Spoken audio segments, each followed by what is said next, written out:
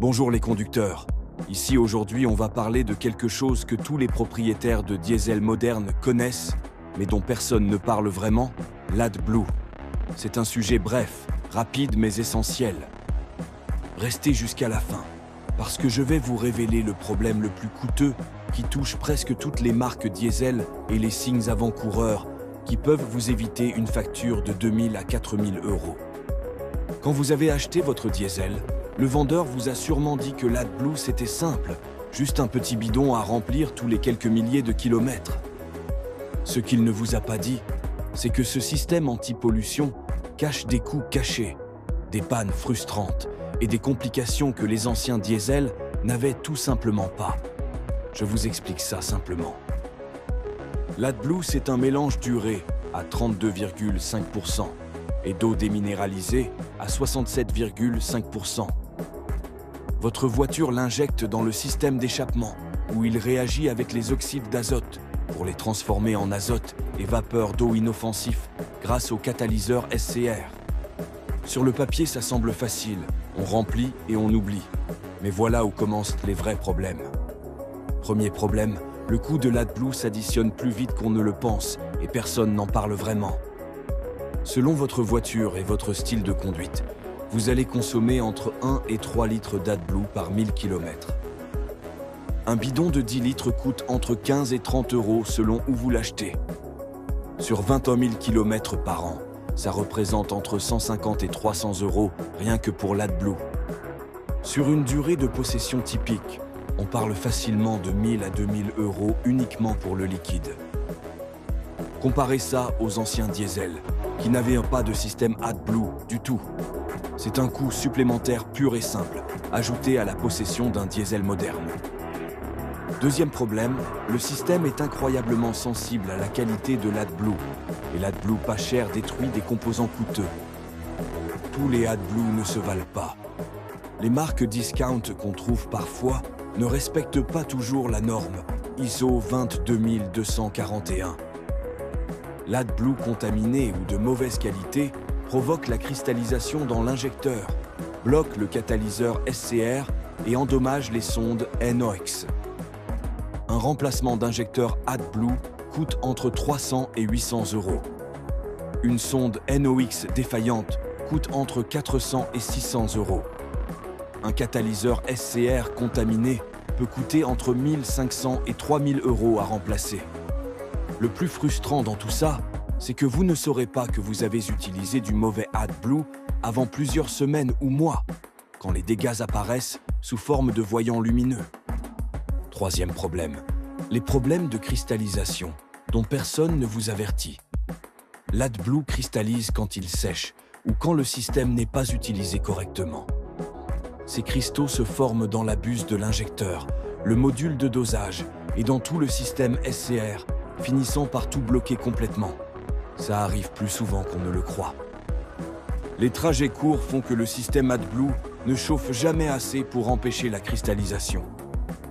Laisser le réservoir d'AdBlue descendre trop bas permet à l'air d'entrer dans le système, ce qui fait sécher et cristalliser le liquide restant dans les conduites. Les symptômes commencent graduellement. Consommation d'AdBlue plus élevée, avertissements occasionnels. Puis un jour, votre voiture passe en mode dégradé ou refuse de démarrer complètement parce que le système s'est cristallisé.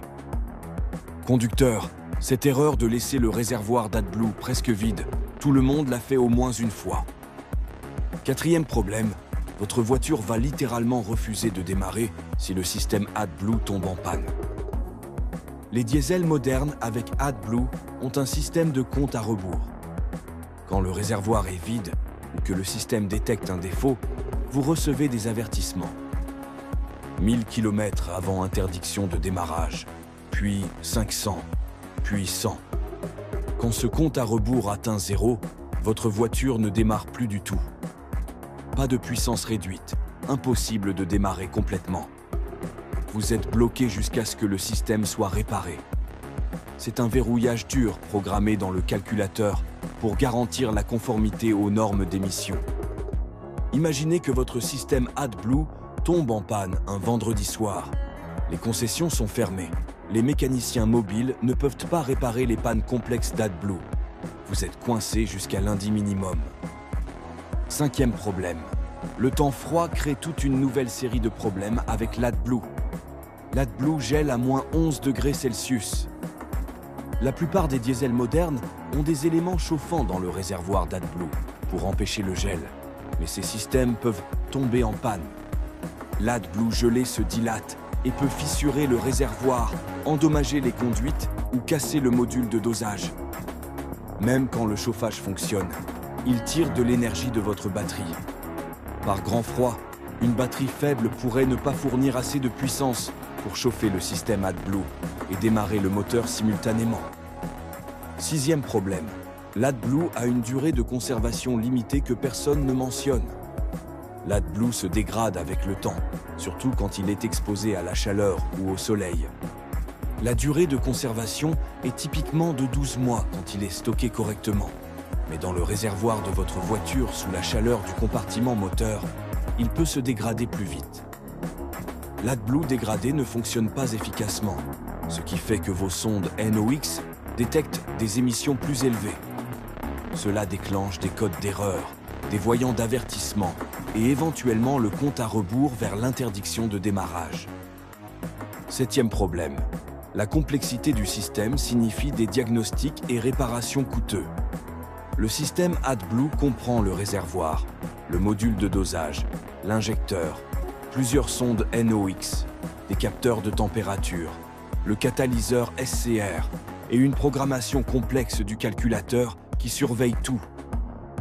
Quand quelque chose tourne mal, diagnostiquer la panne exacte nécessite un équipement de diagnostic spécialisé.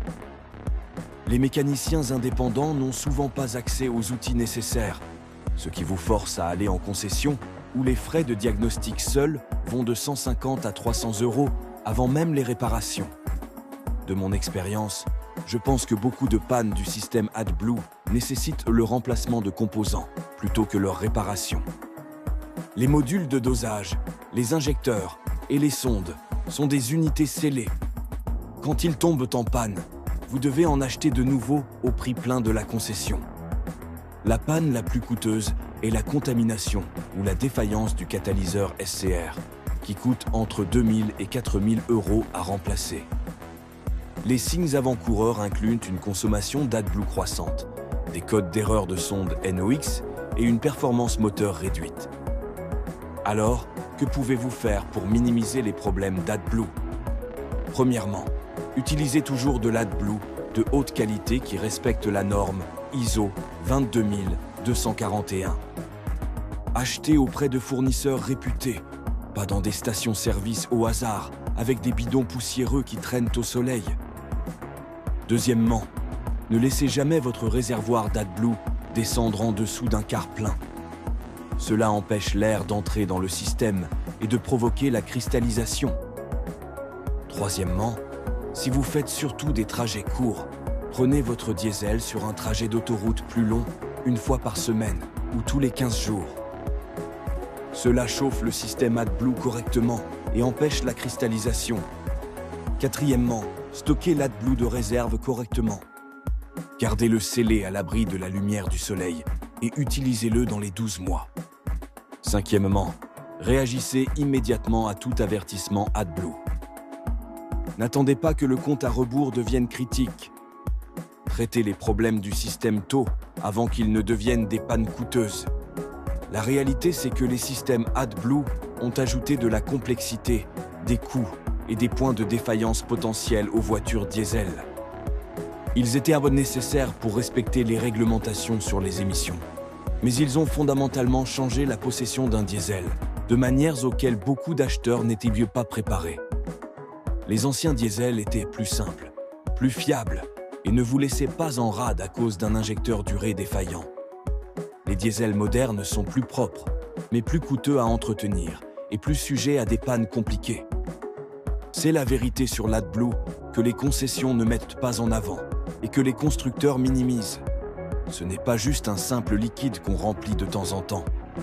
C'est tout un système d'émission qui nécessite de l'attention, un entretien approprié et éventuellement des réparations coûteuses. N'hésitez pas à laisser un commentaire pour partager votre expérience avec les systèmes AdBlue, Avez-vous déjà fait face à des pannes coûteuses ou des problèmes frustrants?